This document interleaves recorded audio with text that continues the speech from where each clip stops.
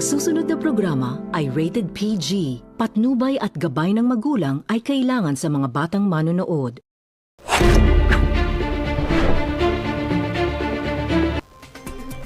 The views and opinions expressed by the host do not state or reflect those of the company and its management.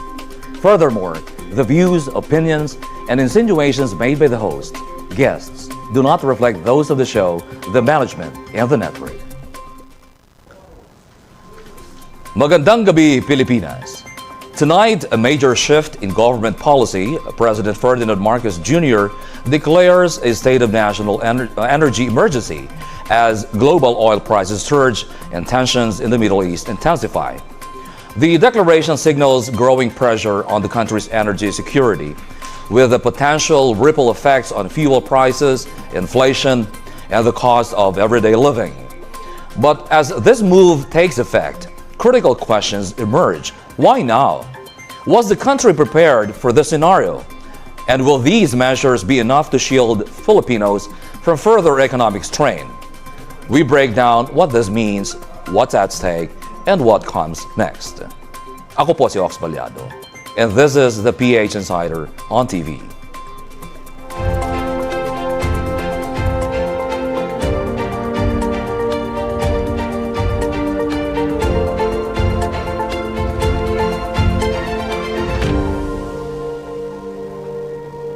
At upang higit pang mas maunawaan natin ang mga legal na usapin sa mga isyong ating pag-uusapan, makakasama pa rin natin siyempre ang ating kapita-pitagang attorney ng bayan, Attorney Rizandro Unay. Magandang gabi. Samahan niyo na naman kami sa isa na namang oras na paghihimay ng mga isyong napapanahon. Ako po si Rizandro Unay. At katuwang din po natin para himayin ang mga isyong pampolitika at mga matatalinong diskurso. Isa pong veterano sa larangan ng mga isyong politikal, matapang at diretso sa kanyang mga binibitawang pahayag at pagpapaliwanag. Academician from the University of Santo Tomas and international relations expert, our resident political analyst. Ladies and gentlemen, Dr. Dennis Coronacion. Sir, good evening. Magandang gabi. Ako po si Professor Dennis Coronacion na muling sinasamahan si Sir Ox at si Attorney Rizandro upang himayin ang mga nagbabagang issue na kinakaharap ng ating bansa. Ang headline sa mga pinag-uusapan o mainit na pinag-uusapan ngayon ng sambayanan. Pangulong Marcos nagdeklara ng State of National Energy Emergency. Emergency powers sa excise tax, permado na. Idineklara ni Pangulong Ferdinand Marcos Jr. ang State of National Energy Emergency dahil sa tumitinding tensyon sa gitnang silangan dulot ng giyera sa pagitan ng US, Israel at Iran. Sa Executive Order No. 110 na nilagdaan ng Pangulo, nakasaad dito ang pagdedeklara ng State of National Energy Emergency and adopting the Unified Package for Livelihood, Industry, Food and Transport o UPLIFT. Nakasaad sa EO 110 na ang mga kaguluhang ito ay nagdudulot ng matinding epekto sa pandaigdigang merkado ng langis at dahil mahalaga ang rehiyong ito sa produksyon at transportasyon ng langis, nagkakaroon ng kawalan at katiyakan sa supply, pagkaantala ng supply chain at patuloy na pagtaas ng presyo ng langis sa buong mundo na nagbabanta sa seguridad sa enerhiya ng Pilipinas. Nilagdaan rin ni Pangulong Ferdinand Marcos Jr.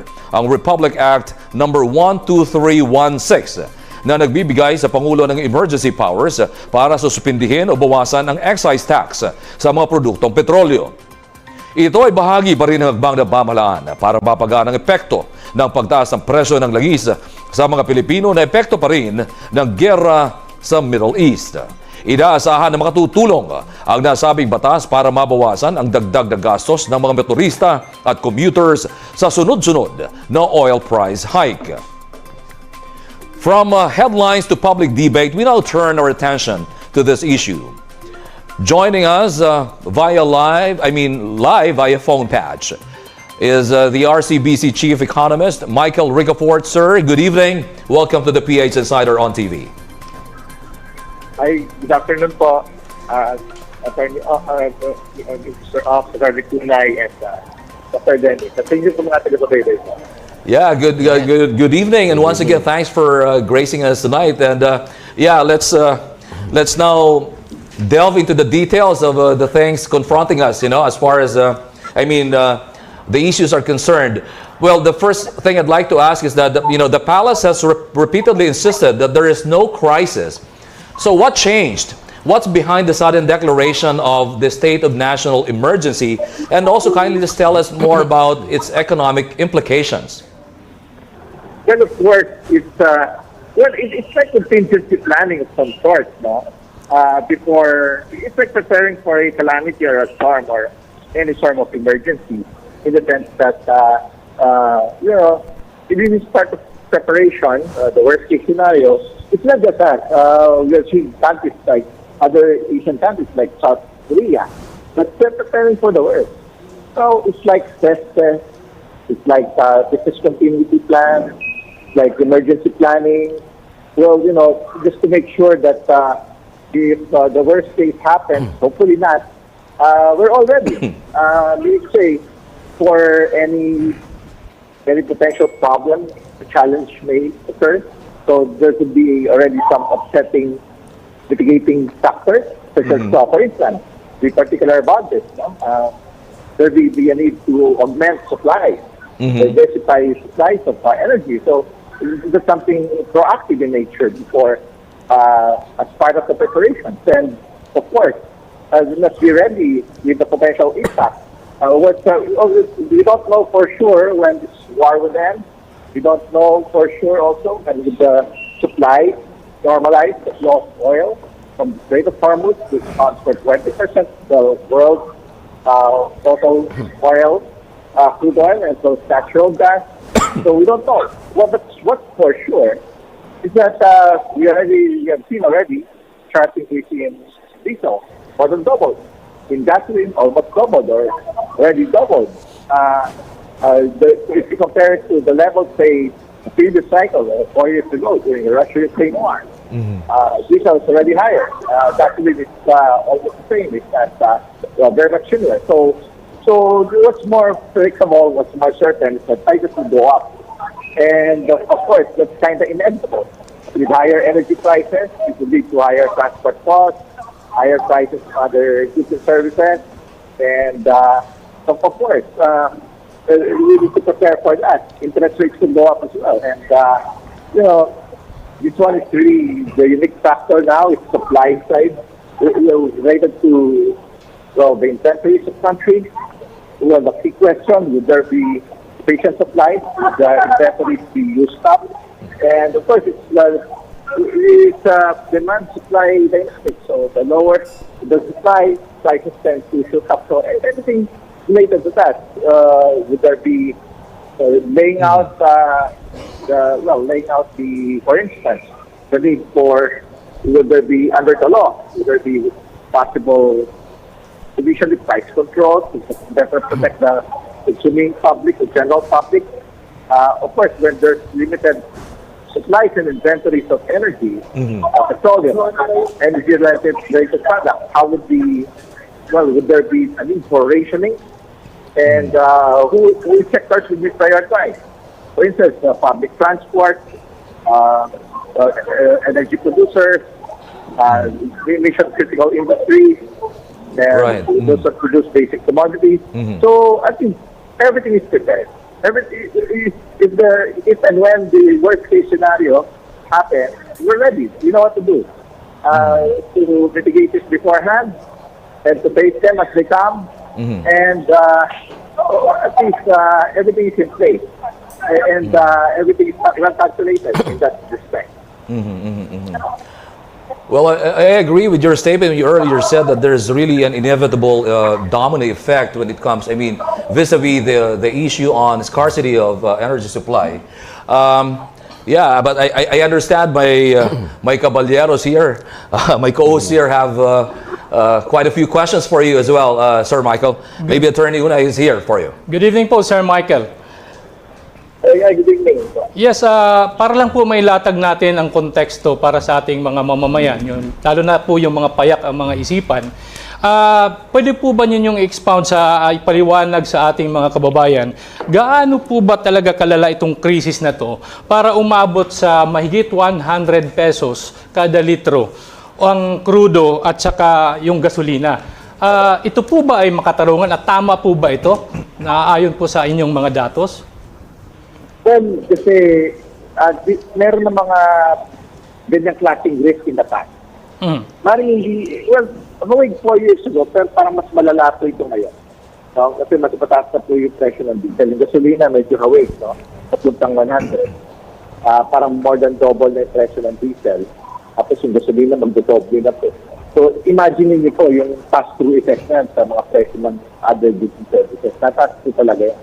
Nakita na natin yan yung past cycles pag kami magkakataon na ganito. Nataas po talaga. So, hindi natin may iwasan. Kaya, nagsisigturon po yung mga kababayan natin. Kasi, siyempre, may price shock sa enerhiya, sa pakarga, o pati yung ibang produkto.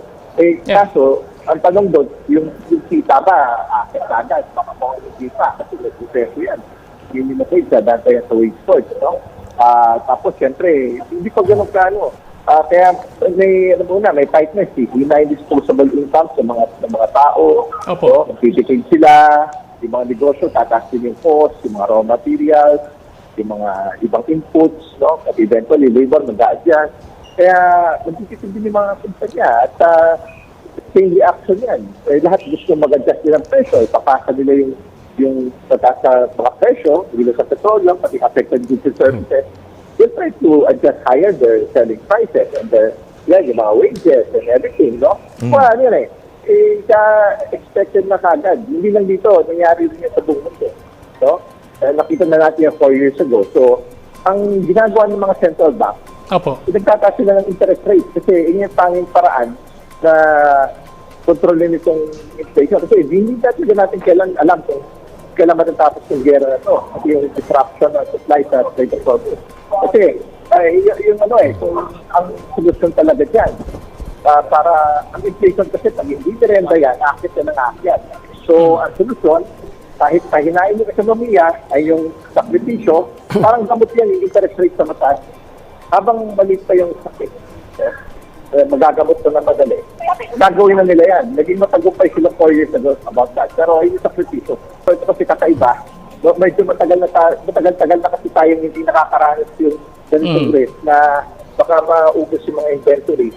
Kasi dahil walang bagong supply ng langis. Nagagaling sa Middle East, lalo na yung rate of sound.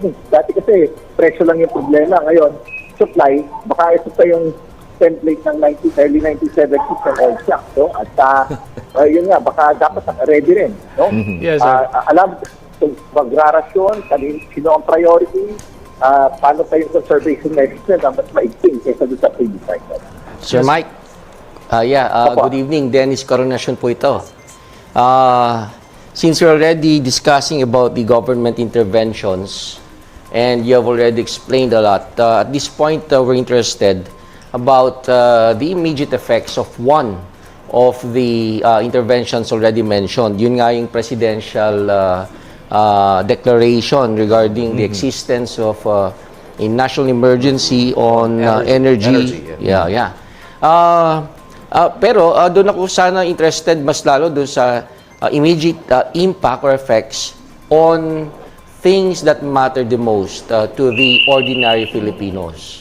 So I'd like to know, Sir Mike, what are the immediate effects of the declaration of the President on fuel prices, on inflation, and the daily expenses of Filipinos? Ayan, magandang tanong po yan, Dr. Dennis. Kasi ano ba yung katanungan yan? What's in it for the ordinary Filipino? No? The typical na tao. No? Ordinary tao. So, at least, alam natin, they're putting their mind into this, no? Kahit hindi pa man nangyayari, no? Ina-assume na yung worst case, at least yung paghahanda ng doon. Pinag-isipan na, nag-prepare na, kung meron pa mga measures na kailangan gawin para makatulog.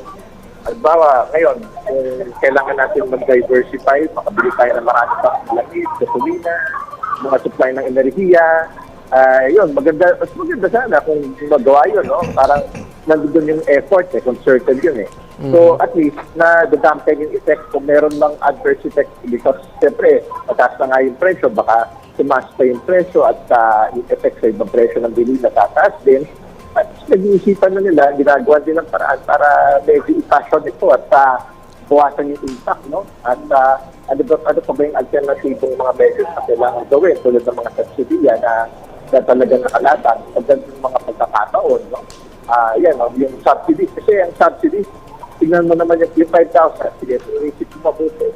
This would only be good, no? For a typical, say, public utility vehicle driver, pag mapapakandas lang diesel, 120 na, parang ang net increase is like 70 pesos, no?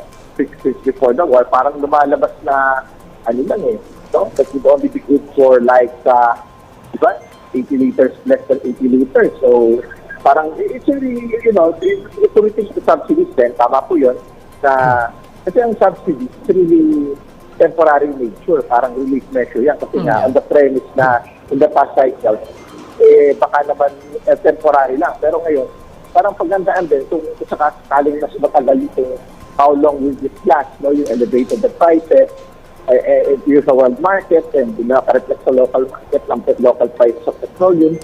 At yun, pagkasama rin yung sa palaisipan, kailangan pa i-adjust eventually yan, yung mga level of subsidies, kung magiging mas prolonged, yung sitwasyon na ganito, no? At hindi na sa presyo, kasi nagre-reflect talaga yung elevated na presyo kung talagang supply ay mababa. At yun, patuloy na hindi pa rin nasusolusyonan ng ano, di ba, hindi pa nag-flow yung flow ng shipment na lang, it's Strait of Hormuz, no?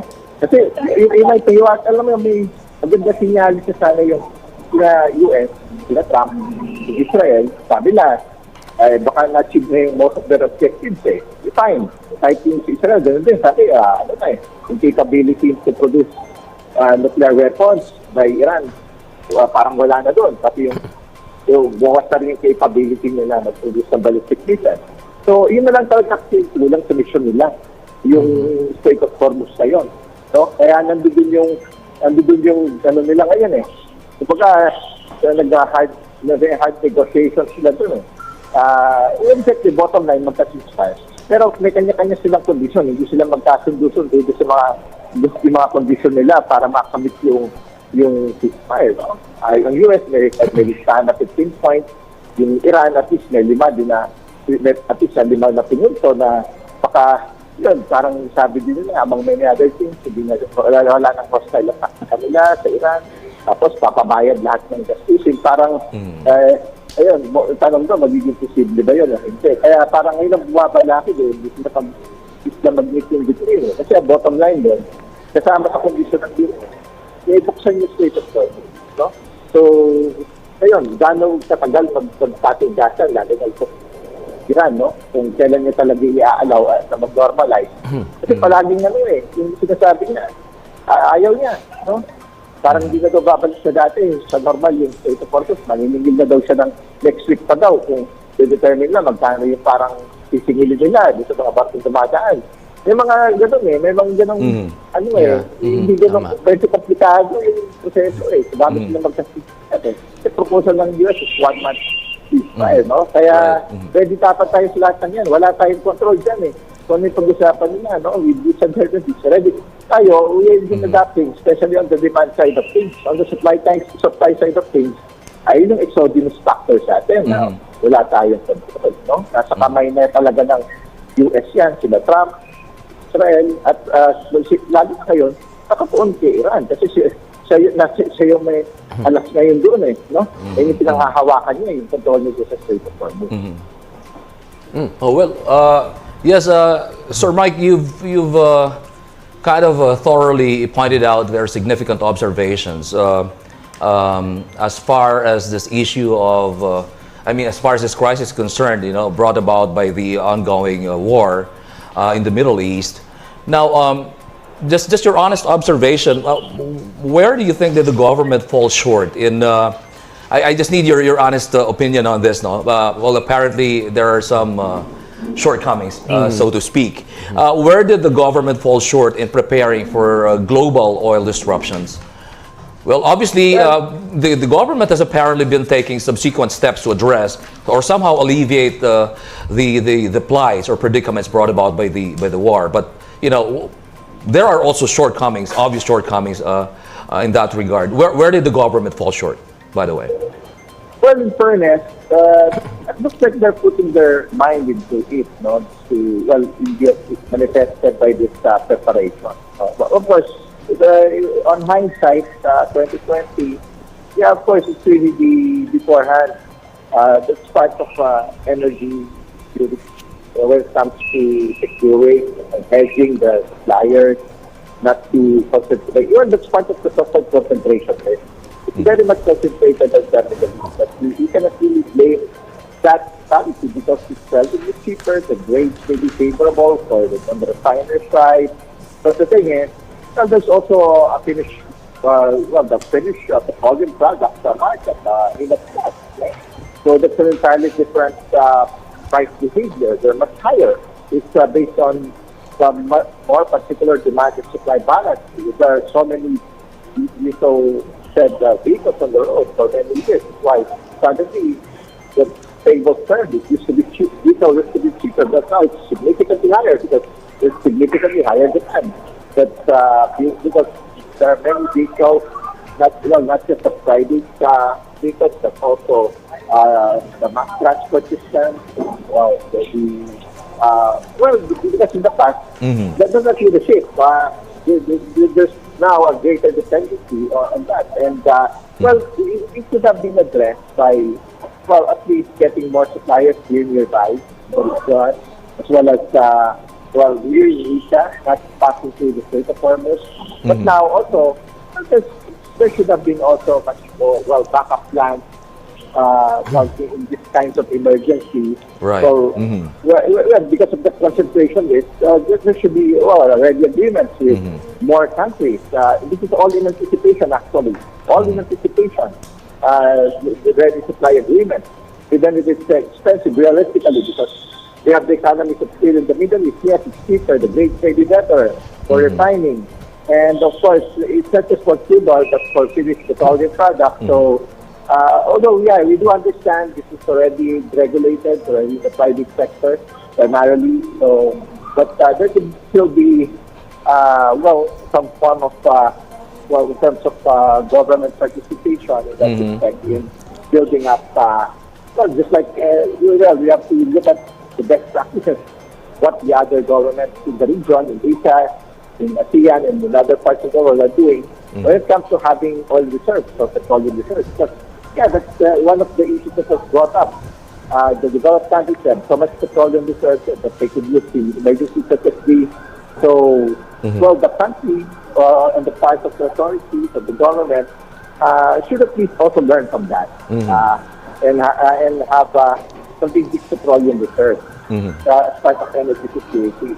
The question was fight over, hopefully, we don't know how temporary is this or how prolonged it will be, but at least there's some form of addressing that the concentration risk, having strategic research for enable to tide over the country in this kind of new risk.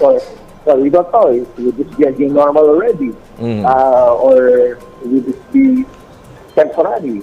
We've seen in the past. So that's one actually. That's one in terms of what they can do in terms of policy intervention. And of course, one of our biggest investments in recent years, foreign active investments have been renewable power, particularly wind, offshore wind, solar, and we have a lot of, the bulk of foreign investments from the Europeans is coming into the Philippines. So bottom line there, the shift to renewables could have been expedited, much faster rollout.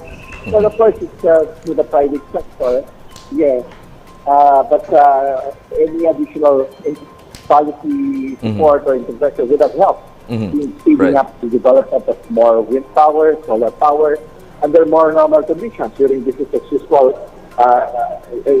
conditions. And now, we need it more now. We're now moving into emergency state and contingency planning stage. So, yeah, especially harnessing further solar, wind, and other renewables. So, Yes. sayang, the country already talked about this.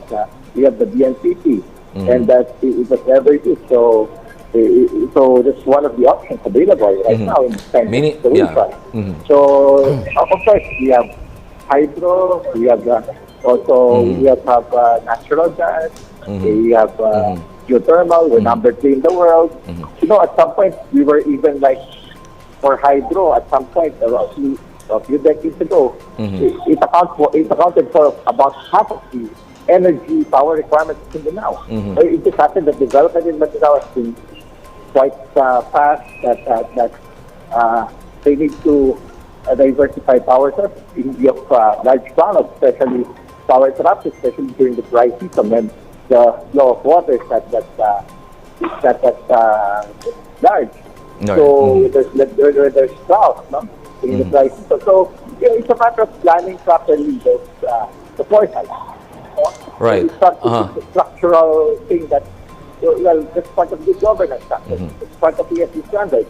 It's towards more renewable power sources and away from petroleum, away from imported oil, and away from, and that would effectively reduce the dependency of the country on imported fuel. So, the EU has done that very successfully. Meaning EU, there's European Union, the solar production is much higher than coal when it comes to producing electricity. So they've done it in recent years. So it's possible. It's a matter of learning from those global best practices and adapting it here. Right. It's a matter of money. Bottom line, Sir Mike, there's a whole lot of options to do. I mean, it just needs like a detailed planning that the government has to take, right? And somehow would help us a lot in addressing this issue.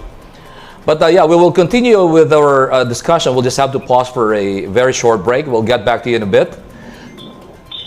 All right. Beyond the declaration, the government is now armed with emergency powers to intervene in fuel pricing through excise tax adjustments. The question is, how effective will this be, and at what cost? We continue the discussion after this break, so please stay with us.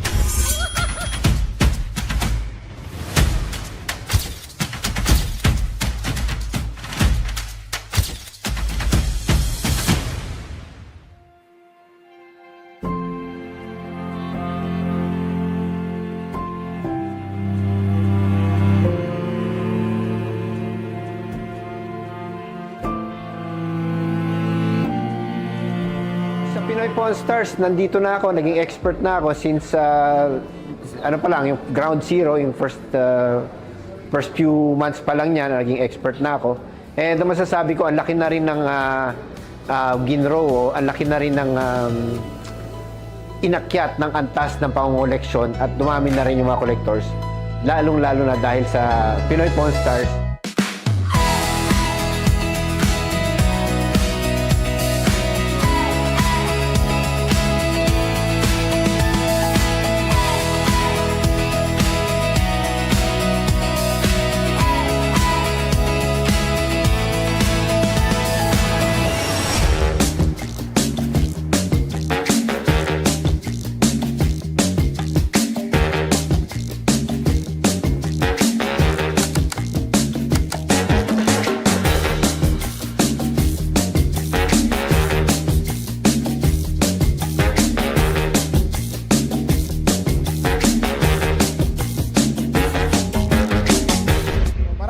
maraming salamat po sa Pinoy Pawn Stars, kay Boss Toyo at kay Ma'am Loves Joy sa pagbibigay po sa akin ng tiwala para i-handle po itong Pinoy Basketball Day.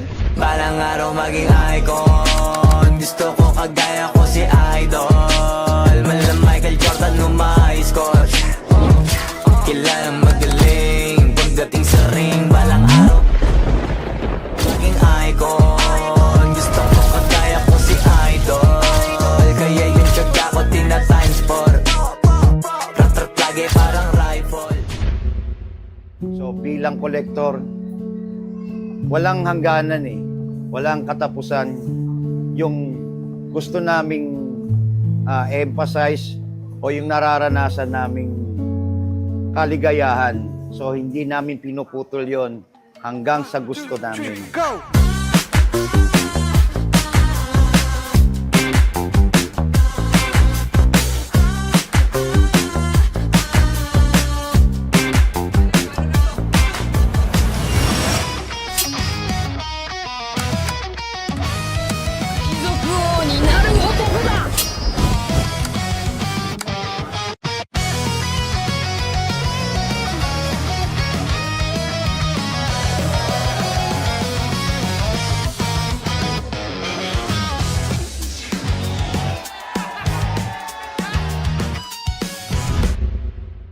Sa mga gustong magkolekta o kaya nag-start mag-collect ng mga bagay na nahihiligan nila, pagpahalagahan nyo.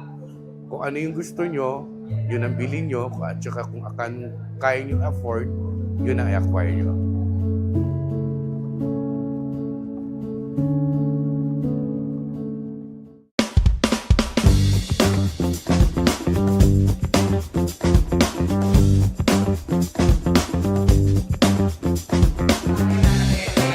Open po ang Pinoy Pawn Star para sa lahat ng mga kolektor. Ayan, maraming salamat sa inyo.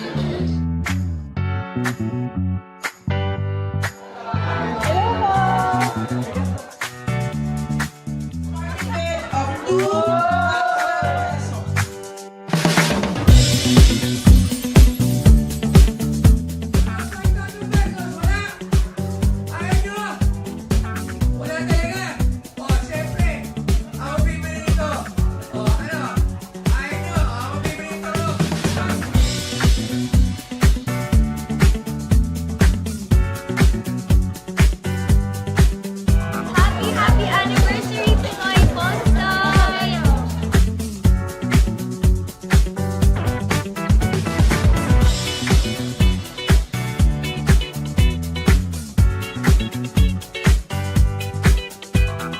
Happy anniversary, Pawn Star! Ayan. Thank you sa lahat and I hope na supportahan niyo sila. Thank you.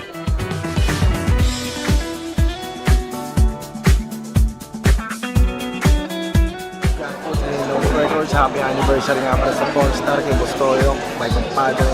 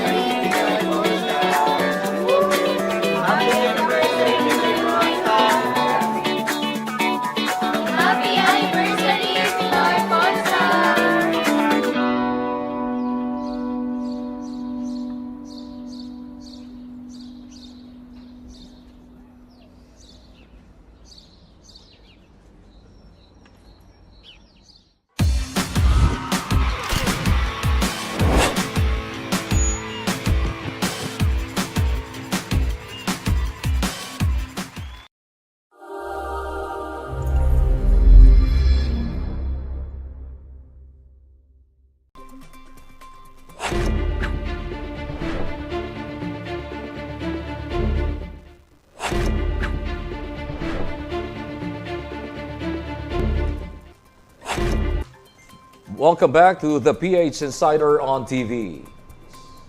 With Republic Act 12316 now in place, the government has a new lever to respond to rising oil prices. But with conditions attached and timing uncertain, we ask, will this be enough to ease the burden of Filipinos?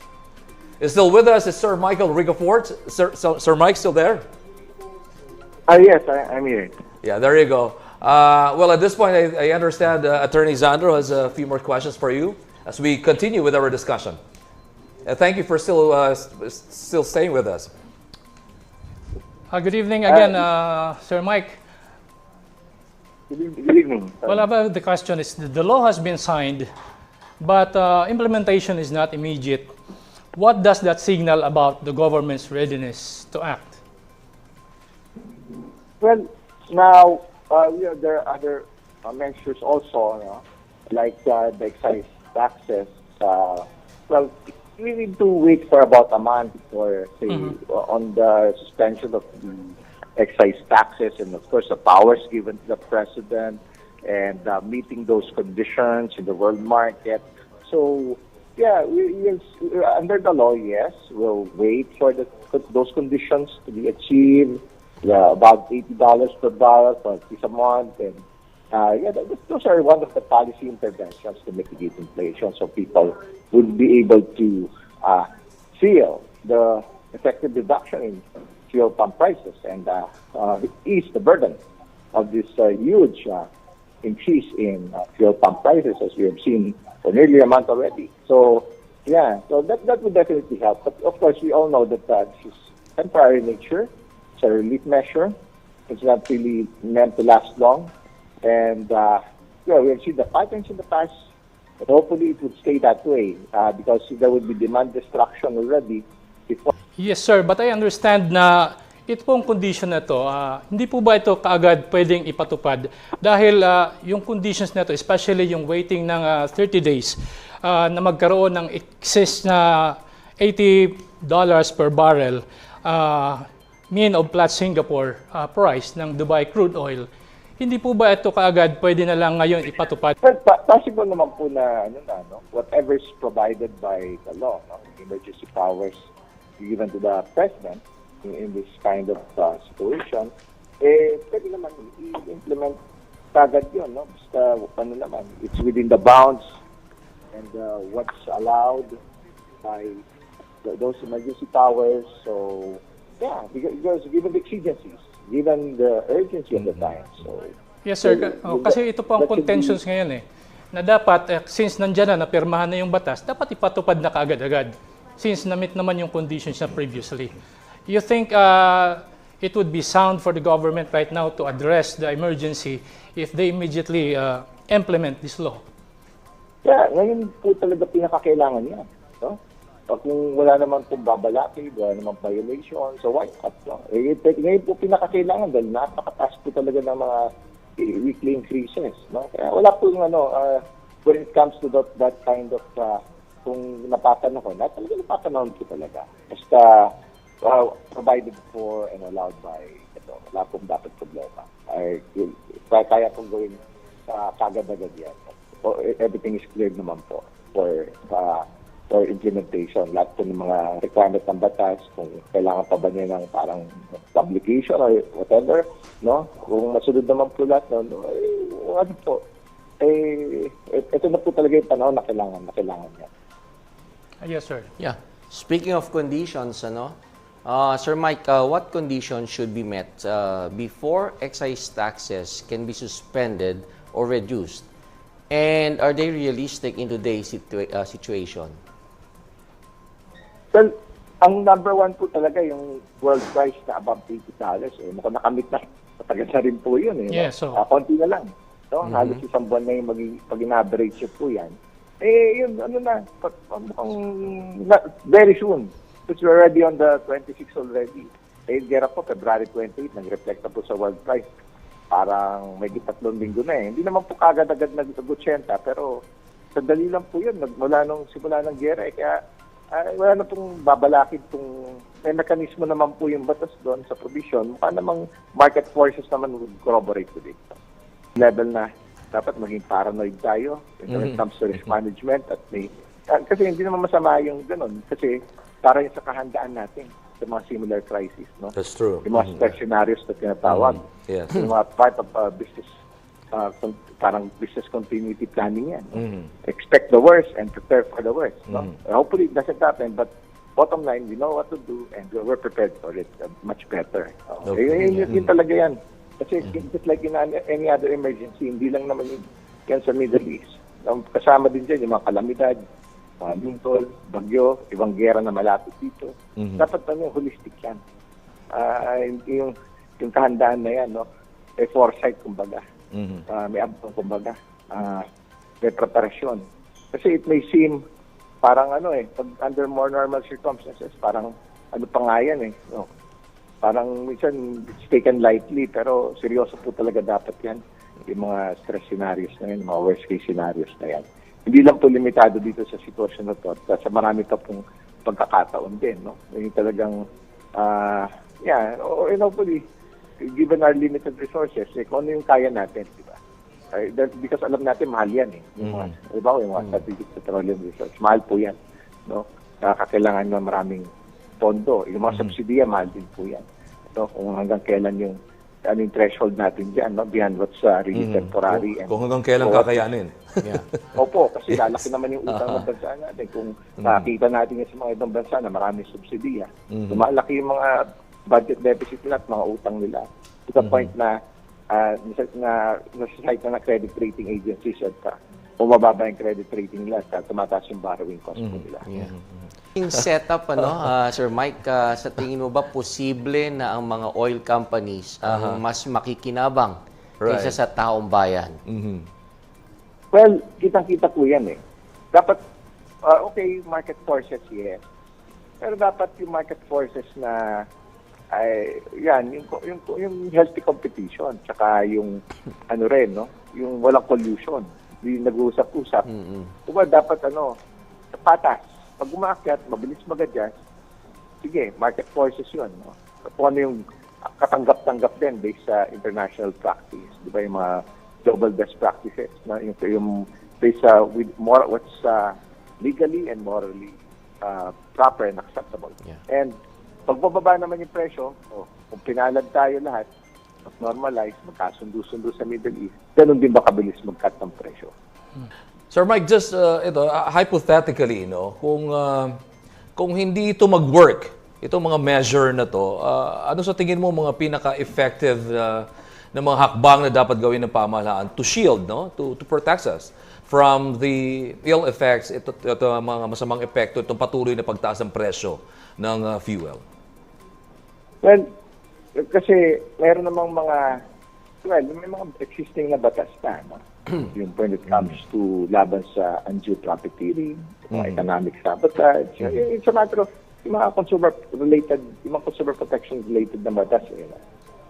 Papairan na lang yun, na para wala yung unduly hoard, unduly profit, talagang parang yun nga, papunta nga doon sa batas na yun, yung economic sabotage and so on. So, well,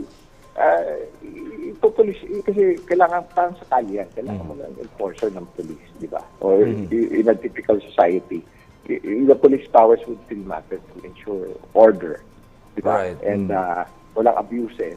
Kasi, Sir Mike, kanina niyo po sinasabi yung healthy competition among petroleum oil companies. Sa tingin niyo po ba, mula nung effectivity ng oil deregulation law ng 1998, may naidulot po ba itong maganda sa ekonomiya ng Pilipinas?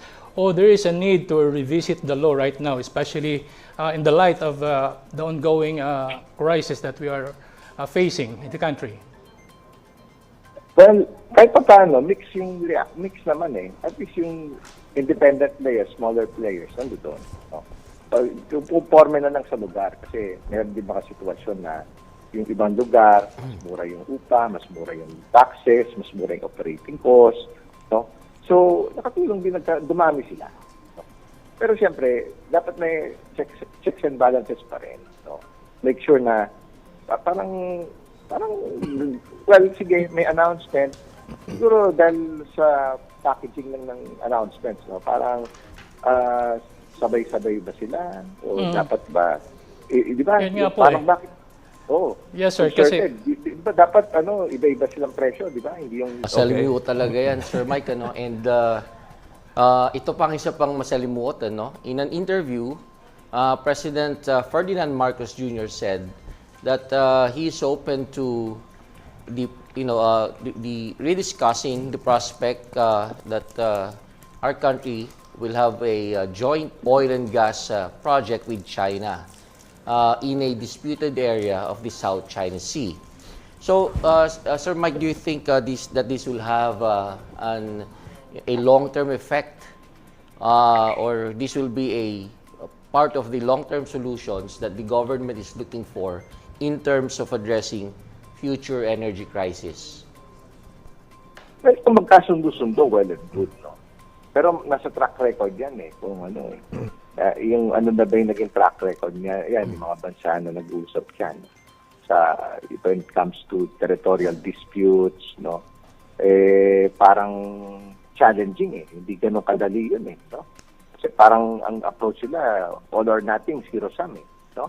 Kung pagka may dispute parang I have yet to really see convincingly na magkakasundo yung dalawang partido, no? When it comes to things like those, given the territorial disputes and the disputes on, di ba? Pagdating on the seas, no? Kaya, well, pero kung if there's some constructive agreement about it, why not, no? Yung mga joint exploration. Kasi from time to time, nakikita natin yan Yung sa mga yung mga lugar na nagkakaroon ng talagang claims itong whether legitimate or passes sa international law o hindi. Yun may element of uncertainty doon no? All right, as we try to wrap things up, Sir Mike, any last message for the Filipino people who are listening to us? Talagang makokontrol lang po talaga natin is on the demand side. No? Yung emergency na yung pag-declare ng state of emergency sa enerhiya, it is just to, well, syempre, dapat it really meant for us to have greater readiness on a worst case scenario. Hopefully, that worst case scenario doesn't happen. But nonetheless, isa rin itong an eye-opener for all of us to have the foresight also to plan ahead. No? And structurally, continue pa rin natin yung pagbawas sa dependency natin sa imported na lang is mag-accelerate na natin yung renewables. So there's no way to go kasi matagal nang ganyan yung even under more normal conditions, business as usual, talagang nag-shift na away from petroleum, from coal, from marami ng bansa, maraming negosyo, nagko-commit to reduction of their carbon footprint and emissions. So it's really about time to take those seriously as part of ESG standards, holistic. No? It's not just green, but ESG, meaning environment, social, human rights, and G, governance. So it all starts and ends with good governance. So mas maganda yung governance standards. Mas marami pagkakataon na seryosohin talaga lahat ng mga importanteng bagay na to sa ating bansa. Energy security, di ba? And kasama rin yan sa mga reforma para lalong paigtingin at i-uplift yung ating governance standards at pagtuunan natin ng pansin.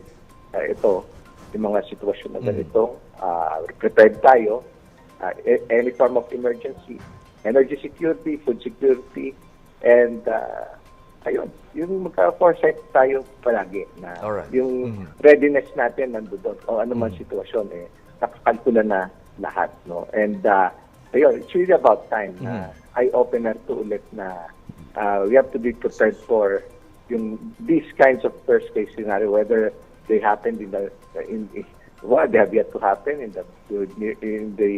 in recent memory or yan, parang matagal-tagal na to, 1970s pa. So, yun po.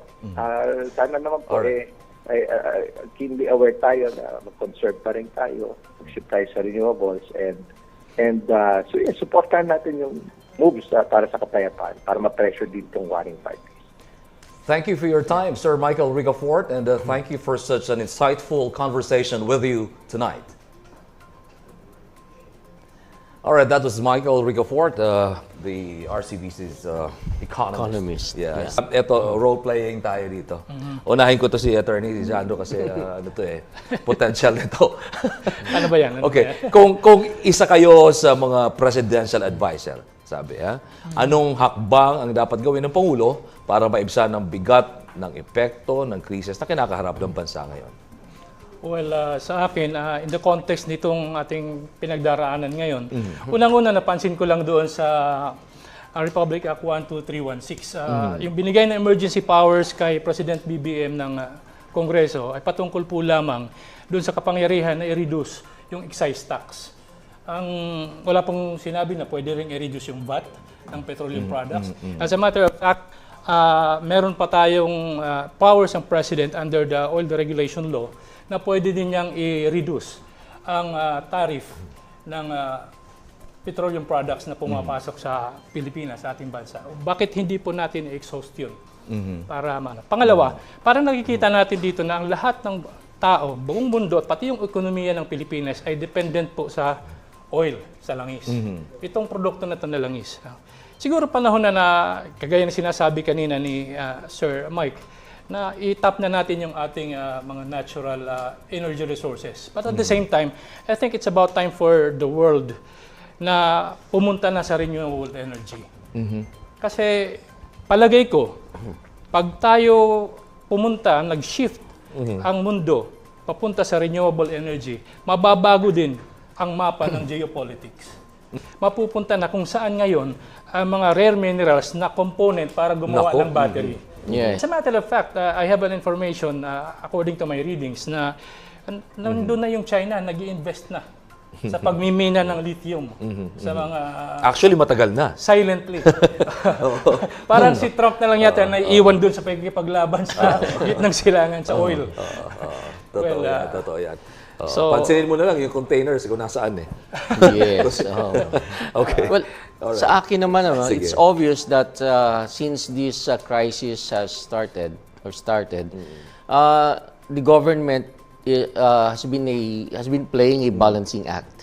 Binabalanse niya Correct.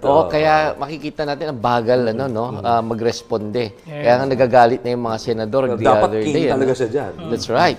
So yung nag-iingat ang ating ang ating pangulo upang balansehin yung interest ng mga oil companies, for example, versus the public interest. Because kapag nagkamali siya dito, halimbawa masyado siyang kumiling doon sa public interest sa mga tao, maaring mag-spiral down lalo yung ating ekonomiya. At matakot yung mga investors, not just in the energy sector, but also in the other industries. So baka sabihin tuloy ng mga kapitalista, ay masyadong yung regulatory powers ng government at makaalis na nga, makapunta na lang sa ibang And then another balancing act, yung sinasabi nga ni attorney, should we remain dependent doon sa yung traditional na source of fuel, which is oil mostly from the Middle East, or should it go for sustainable energy? Oo. So, tingin ko ang kinakailangan dito, Advisor, I will tell the President, Mr. President, I think you should think out of the box. Kasi, mga traditional measures, they can only work to a certain extent. Yes. But we have to In a very limited sphere. That's right. And we have to give we have to respond quickly.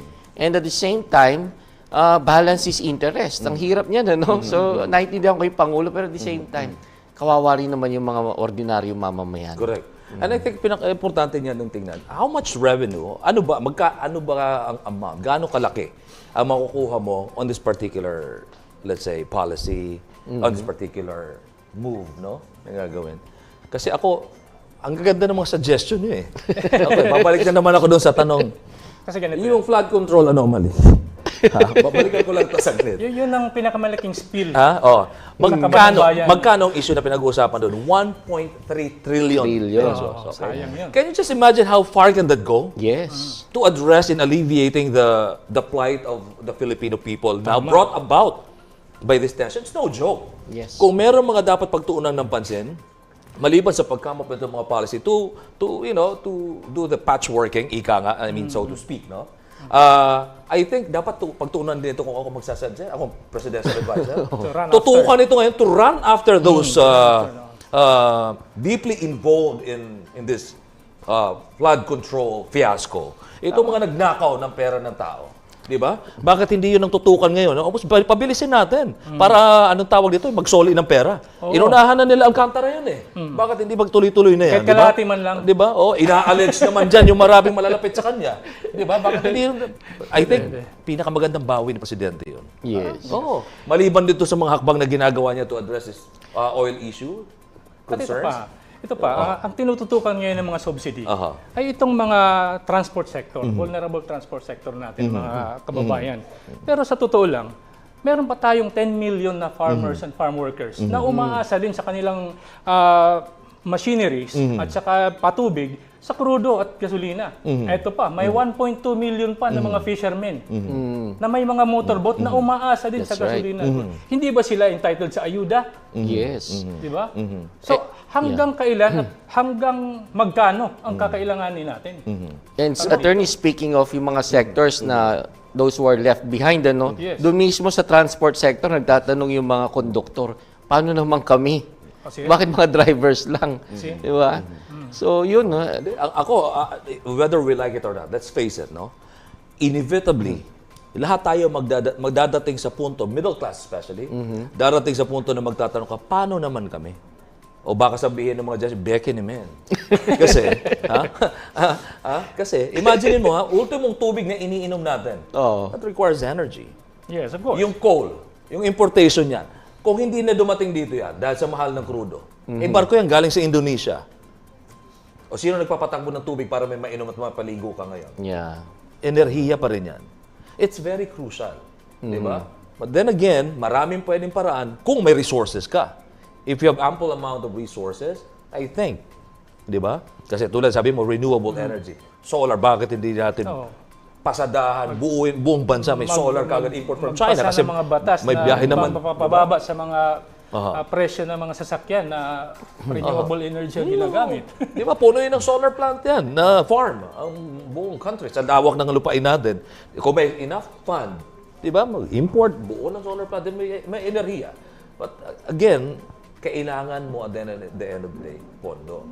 Pero ang isa sa nakikita ko pinaka-immediate, ipasoli nga yung mga pera ng mananakaw. You're sounding like a political advisor than an economic advisor niyan. Siyempre. Hindi naman ako si Mike Ricafort. Pero tama si Mike kanina, diba? Na kailangan mag-imbak na tayo. Yun. Everybody has to prepare. Self-sufficiency. Self-sufficiency. Palagi na lang tayong handa. Ano sabi niya? Tawagin ka na lang paranoid. Di ba? Pero yung mga preppers ngayon, sa totoo lang, they're all set. Dapat naman yung state of mind ng ano. If you'd like to go for preparation long term, then you should your state of mind should be one of a paranoia. Exactly. We've gone through a lot in life. The pandemic, I mean, brought a lot of things to us. I mean, ang daming lessons na matututunan. Ito, before you know it, you're already there and tremendously affected by this Pero Sir Ox, crisis. baka lumabas na naman yung resiliency. Yun ang pinaka-paborito nilang term. Filipinos are resilient. Wow. Excuse me. Ako doon sa reset with China. Reset, ha? Parang reset.